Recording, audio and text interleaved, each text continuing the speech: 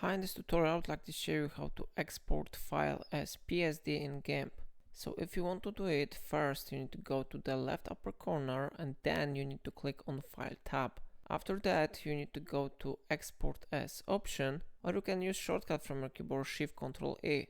It will let you to export the image to various file formats such as PNG or PSD, so I open this one option and now you need to select the location where you want to save your file. After that, you need to go to select file type by extension settings, and here you need to scroll down and find in extensions PSD. So how you see, we have here PSD extension. Of course, file type is Photoshop image. So I click on this one option, and after that I click export button. This window should be successfully displayed. You can modify here settings for export, but I will set it on default, and after that I click export button.